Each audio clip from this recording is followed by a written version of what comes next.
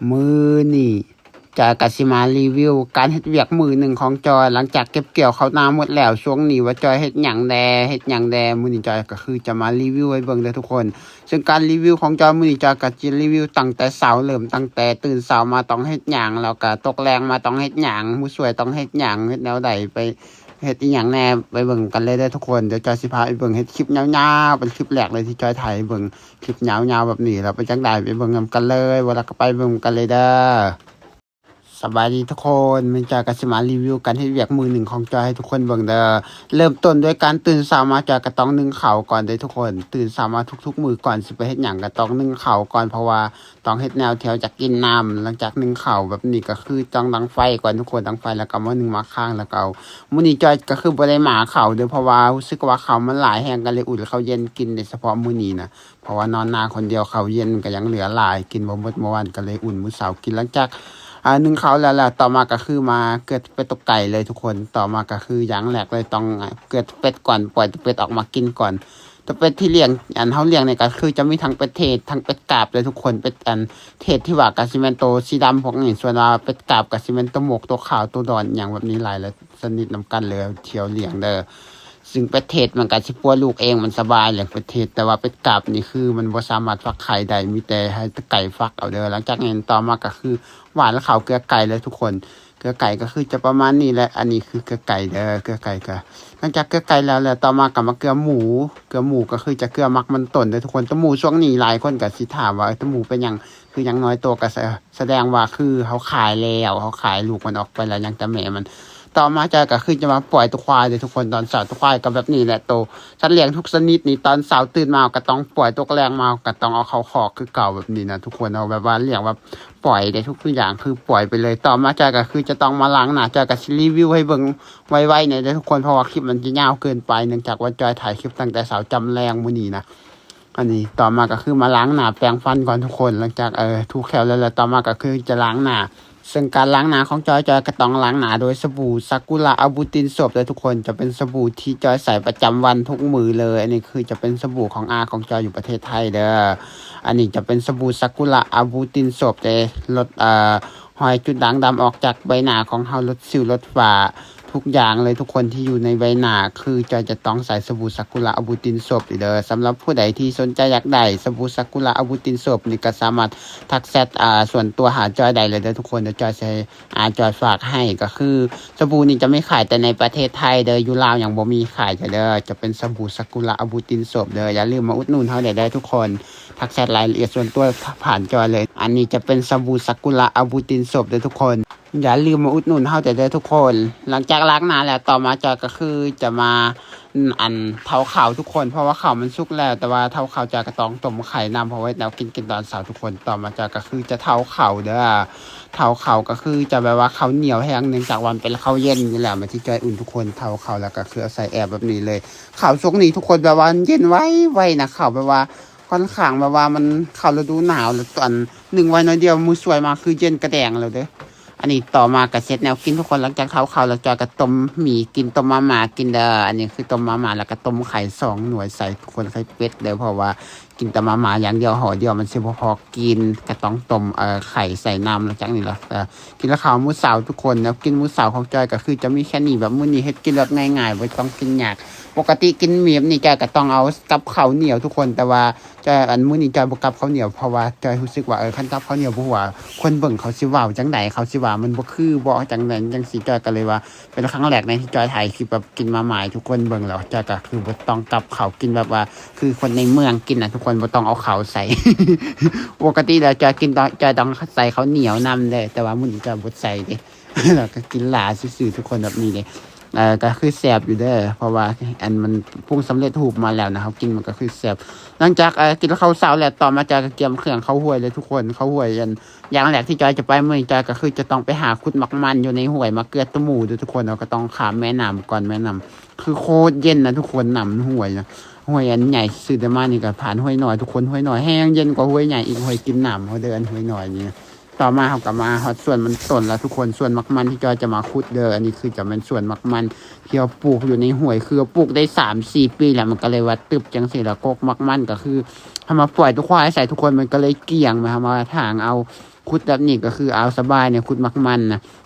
แต่ก็เสียดายอยู่บอลหนึ่งทุกคนหูบอว่าจอยมาขุดมักมันนี่แหละมีตัวเห็บมาให้แบบกัดจอยโอ้ยตัวเห็บอันทุกคนเข้าใจบอกเขาว่าตัวเห็บหมาหรือว่าตัวเห็บควายนะคือโคตรลายเบิ่งบอลจอยกลับไปเถียงนาจนว่าเบิ่งมันจับมันกัด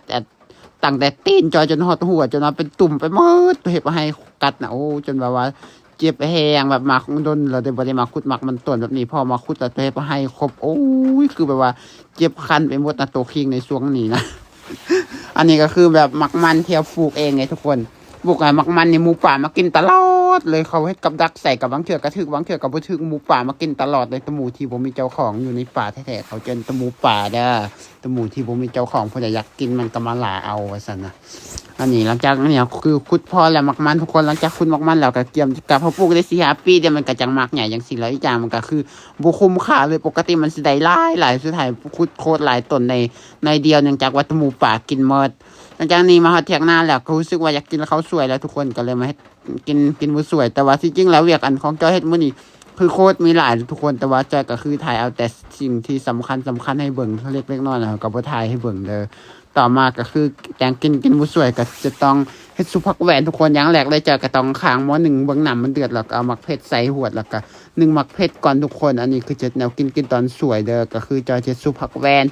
ก็คือมันผักแม่เฒ่าไปเก็บมาให้แล้วต่อมาก็คือเอาผักแหวนใส่เลยทุกคนบางมักเอือดมันน่าจะไก่สุกแล้วก็เอาผักแหวนใส่แล้วก็พยายามดังไฟใส่เรื่อยๆแนวใดก็ได้จนกว่ามันจะสุกนะผักแหวนคือตัวอันหนึ่งบ่ได้ยากเลยทุกคน1แป๊บเดียวมันก็สุกต่อมาระหว่าง1ผักแหวนจอยก็สิมาตำเครื่องปรุงก็จะเอา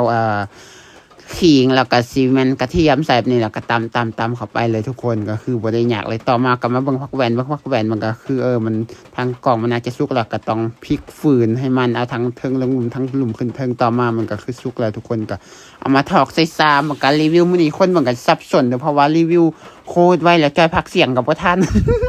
เพราะว่าคลิปมันยาวโพดนะทุกคนจอยก็ต้องรีวิวมันไวๆแน่อันนี้ก็คือต้องใส่เกลือใส่แป้งนัวแล้วก็ใส่เครื่องปรุงเข้าไปแล้วก็ซุปโคเลให้มันเข้ากันเข้าเกลือเลยทุกคนคือบ่ได้ยากเลยนะคือเป็นการรีวิวครั้งแรกที่คลิปยาวแล้วก็รีวิวโคตรไวเว้ากันบ่ทันคลิปคลิปแพงไวกว่าเสียงเว้าเพราะว่าการรีวิวมื้อนี้นะทุกคนแล้วนี่แล้วก็ซิมมันก็คือจบแล้วต่อมาก็คือตักใส่ถ้วยแล้วก็กินข้าวมื้อสวยอีกอันนี้คือกินข้าวสวยเด้อทุกคนแล้วกินของเฮาทุกอย่างแต่ละมื้อเฮ็ดเองกินเองเด้อเขาไว้1ไว้มื้อเสาร์พอมื้อสวยมันก็แข็งแล้วช่วงนี้เพราะว่าอากาศหนาวทุกคนช่วงนี้อยู่บ้านจอยก็เริ่มเข้า10องศาแล้วเด้อต่อไปก็สิ7-8องศาไปเรื่อยๆแต่ละปีคันหนาวสุดก็2องศา3องศาบ่ฮู้ว่าปีนี้มันสิหนาวส่ำใดถ้าไปลุ้นกันแล้วจากกินข้าวสวยแล้วก็เตรียมเครื่องคือเก่าทุกคน1เครื่องตัวเก่าเด้อเพราะว่าเอาต้องไปเฮ็ดเวียกต่อก็คือเครื่องนี่ก็คือนุ่งมือนึงเฮาจังซักนุ่งมือนึงเฮาจังซักบ่แม่นเฮาสินุ่งซุมื้อเดียวนุ่งมือนึงเราก็เปลี่ยนซักตลอดนะแบบนี้นะเพราะว่าเครื่องไฟฟ้าต้องใส่ตัวใหม่เรื่อยๆเพราะฉะนั้นมันจะคายต่อมาจะก็เอาฟืนเอาหลัวเด้อทุกคนเอาหลัวไปดังไฟแต่งกินของเฮาแต่ละมื้อคันเฮาบ่มาเราเอาจังเสี่ยวก็บ่มีอีหยังสิดังไฟแต่งกินนึงเขาแต่ละมื้อก็ต้องมาเอาอันนี้คือจอยนอนหน้าคนเดียวอยู่แหละจอยก็ต้องเฮ็ดด้วยตัวเองนะทุกคนคือบางอย่างแมวก็ไปเอาบางเทื่อจอยอยู่ก็จอยมาเอาแต่ว่าส่วนหลายเรื่องอันเวียกเอาหลัวนี่เอาจริงเลยอยู่บ้านจอยบ่ค่อยเห็นดอกว่าผู้ชายสิไปเอาหลัวเพราะว่าหลักๆเวียกเอาหลัวจังสิจะเป็นเวียกของผู้หญิงเวียกเอาหลัวเอาฟืนมาดังไฟสู่ลูกสู่ผัวสู่พ่อสู่แม่กินส่วนหลายจะเป็นเวียกผู้หญิงแต่ว่าจอยก็เฮ็ดได้คือกันทุกอย่างจอยเฮ็ดได้หมดนะแต่ว่าเวียกหนักๆจอยก็บ่ไปเพราะว่าจอยเป็นคนขี้คร้าน เอาจริงเด้อทุกคนจอยนะบางคนก็สิว่าเป็นเจ้าคือมันถ้าจังซั่นจังซี่ที่จริงแล้วอาจจะเป็นภาพลวงตาก็บ่จักเพราะว่าอาจจะขยันแต่หน้ากล้องก็บ่จักได้เพราะว่ามันเบิ่งบ่ออกนะ มันเป็นเวียกอันเอาเฮ็ดในทุกมื้ออยู่แล้วหลักๆก็คือเป็นเวียกของเฮาคันเฮาบ่เฮ็ดก็บ่มีผู้ใดเฮ็ดให้เพราะว่าอยู่อันในนอนหน้าคนเดียวซุมื้อนะทุกคนเพราะฉะนั้นเราต้องมาเอาฟืนเอาหลวบนี่อันนี้เอาหลัวเอาฟืนเลยทุกคนเอาหลัวเอาฟืนเอาหลัวละ อยู่อันซับในเมืองเขาสิว่าฟืนแต่ว่าซับบ้านๆอันบ้านจอยเขาเอิ้นมันหลัวเด้อใหม่นี่อันจะมาดังไฟเนี่ยเขาเอิ้นมันหลัวดังไฟ จะเหนียวก็คือพอแล้วทุกคนเอามือละเล็กมือละหน่อยไปเอาหลายมือไปมันก็สิได้หลายต่อมาก็เกี่ยวมาให้อาหารสัตว์เลี้ยงตอนแรกแต่ว่าก่อนจะให้อาหารสัตว์เลี้ยงจอยต้องไปหาแนวกินก่อนทุกคนหาแนวกินมาได้แล้วก็เฮ็ดกินมื้อแรงนะจอยก็ต้องมาให้อาหารสัตว์เลี้ยงตอนแรกก่อนให้อาหารสัตว์เลี้ยงตอนแรกก็คือต้องเกือบไปเจอไก่คือเก่าอย่างแรกเลยต้องเอามันเข้าโลกได้ทุกคนไปต่อเขาในกวงโลกหมดแหละต่อมาจะกลับมาต้องอ่อยไก่แม่ลูกอ่อนไก่แม่ลูกอ่อนก็คือไก่แม่ที่ลูกยังหน่อยทุกคนเราต้องเอาเข้าตุ่มแหยกแบบนี้ซุ้มมือได้สำหรับไก่หน่อยไก่แม่อย่างแบบนี้นะเขาก็ต้องอ่อยอันลูกมันเข้าโลกก่อนส่วนแม่มันหรือว่าพ่อมันต้นใหญ่ต้นหน่อยอันที่เป็นบ่าวเป็นสาวที่อยู่ทั้งหลังตอมกุนๆนี่จอยก็คือจะเกลืออยู่นอกกินเลยทุกคนก็คือจะหวานให้มันกินอยู่นอกเพราะว่าตกแรงมามันหักเข้าโลกเองไก่พวกนี้นะเพราะว่าเขาบางมือเขาอ่อยเขามันก็เข้าบ่หมดเนื่องจากว่ามันหลายตัวบางตัวก็ยังบ่มาเหนียวก็คือต้องปลามันอยู่นอกตกแรงมามันหักเข้าโลกเองส่วนตัวเป็ดที่มาหลังจอยกับปัดใส่ในโลกหมดเลยตัวเป็ดตัวใดที่มาหลังจอยกับปัดเอาใส่โลกหมดเลยอันนี้เขาจะเป็นเป็ดเทศแต่ทุกคนมาหลังมาสาดตลอดเป็ดเทศนี่นะบ่คือเป็ดกลับ ต่อมากับเกียมจีเกลือตะหมูจอยก็ต้องเอามักมันมาบดก่อนทุกคนมักมันต้นที่จอยไปหาขุดมาหันแหละไปขุดมักมันต้นมาไปขุดมือเดียวโดนแล้วจอยไปขุดนะไปขุดมาจนตัวเห็บครบข่อยจนเป็นตุ่มมาอันนี้ก็คือจะเป็นมักมันเลยทุกคนนะต้องบดก่อนบดแล้วก็คือไปเกลือตะหมูอันนี้ก็คือเกลือวันเก่าวันเดิมตะหมูก็คือบ่เอาเข้าคอกเลยนะช่วงนี้ทุกคนตะหมูเกลือแบบง่ายๆคือบ่ต้องเอาเข้าคอกเลยหลายคนก็ถามว่าเฮ็ดแบบนี้มันบ่เสียบ่ที่จริงแล้วมันก็คือเฮานอนเฝ้ามันก็บ่เสียอยู่แล้วทุกคนเพราะว่าเฮานอนเฝ้าคนเขาก็ฮู้ว่าเฮานอนเฝ้าเขาบ่มาลักดอก ตัวหมูแล้วอีกอย่างมันก็ฮู้ความนะหมูก็คือผู้คนแหละตื่นเช้ามามันก็ต้องไปหากินตกแรงมาก็ต้องกลับมาคอกต่อมาเจอก็ต้องดังไฟให้ตัวควายทุกคนดังไฟเกียมสิมัดตัวควายแหลงตัวควายเดี๋ยวก็ต้องดังไฟก่อนดังไฟให้มันตัวควายเพราะว่าช่วงนี้อากาศหนาวถึงว่าอากาศบ่หนาวก็ต้องดังไฟให้มันเนื่องจากว่ามันมีตัวหินตัวยุงลายเพราะว่าฉะนั้นเราต้องดังไฟให้มันชุ่มมือขนมมัดขั้นมือใดเขาบ่มัดเขากับบ่ดังไฟแต่ขนมมือใดเขามัดมันเขาก็ต้องดังไฟให้มันแบบดังไฟแล้วต้องเอากันขี่มันนะพวกแล้วทุกคนขี่ที่มันหาขี่มือเสาเนี่ยเขาก็ต้องเอามาพวกตอนเวลาดังไฟเนื่องจากว่าขนมบ่พวกแบบนี้มันก็สิบ่ควันหมดมือเพราะฉะนั้นเขาต้องเอาขี่มันพวกแล้วมันก็สิมีควันให้มันหมดคืนเวลามันนอนก็คือจะมีควันใส่ตัวเห็นตัวยุงก็สิบ่หลายเลยทุกคนต่อมาก็คือมาไหลเอาตัวควายไปเขาขอกเขาผ่ามัดเลยทุกคนก็คือจะมัดแต่ตัวใหญ่แต่ตัวน้อยก็คือจะบ่มัดในทุกคนเห็นบ่เอาขี่มันใส่มันก็สิมีควันหลายๆจังซี่เวลาดังไฟขนาดบ่ขี่มันใส่มันก็แป๊บเดียวไฟมันก็หมดแล้วเพราะฉะนั้นเราต้องเอาขี่มันพวกแล้วมันก็สิมีควันหมดคืนเลยแบบนี้นะอันนี้ก็คือเป็นอย่างสุดท้ายแล้วที่จอยจะมาเฮ็ดนี่ก็คือมัดตัวควายแล้วต่อมาก็คือจะไปหาแนวกินข้าวมื้อแรงแต่ว่าแนวกินตอนแรกจอยจะไปถ่ายเบิ่งได้สำหรับคลิปนี้จอยก็สิได้ถ่ายอันนี้เป็นตอนสุดท้ายแล้วทุกคนแล้วสำหรับผู้ใดที่มาคลิปแบบนี้ก็อย่าลืมกดไลค์กดแชร์กดติดตามไปจอยเด้อเพื่อเป็นคลิปต่อไปสำหรับคลิปนี้จอยถ่ายไปถ่ายมาจอยก็สิจบวันนี้แล้วทุกคนฝากทุกคนกดไลค์กดแชร์จอยเด้อเพื่อเป็นคลิปต่อไปเวลาเข้าไปบาย